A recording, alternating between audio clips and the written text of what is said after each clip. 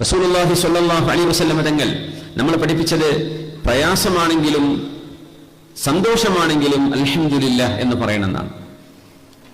ആയിഷ ബീവി റളിയല്ലാഹു അൻഹ ഉദ്ധരിക്കുന്ന ഹദീസ് ഖാലത്ത് കാന റസൂലുള്ളാഹി സ്വല്ലല്ലാഹു അലൈഹി വസല്ലം ഇദാ റആ മാ യുഹിബ്ബു, തങ്ങൾക്ക് ഇഷ്ടപ്പെട്ടത് വല്ലതും അല്ലാഹുവിന്റെ ഹബീബ് കണ്ടാൽ, സന്തോഷമുള്ളത് കണ്ടാൽ നബി തങ്ങൾ എന്ത് പറയും?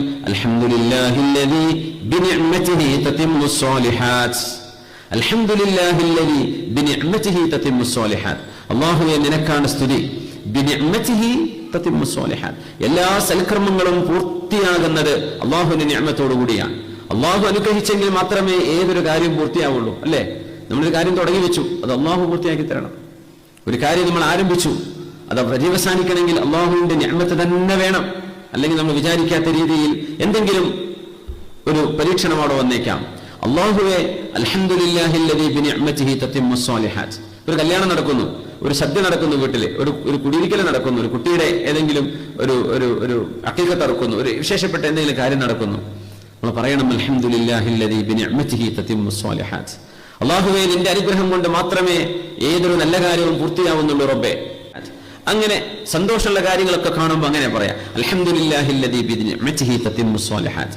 പ്രയാസമുള്ള അവസ്ഥയിലാണ് അൽഹംദുലില്ലാഹി അലാ കുല്ലി ഹാൽ. ഒരുപാട് കടബാധ്യതയുണ്ട്, രോഗമുണ്ട്, പരീക്ഷണമുണ്ട്, ബുദ്ധിമുട്ടിലാണ്. സുഖം തന്നെയല്ലേ? അൽഹംദുലില്ലാഹ്, സന്തോഷത്തിലാണ് എന്നാണ് അത് തോന്നുക. അൽഹംദുലില്ലാഹി അലാ കുല്ലി ഹാൽ, ഏതവസ്ഥയിലും അല്ലാഹുവിനാണ് സ്തുതി.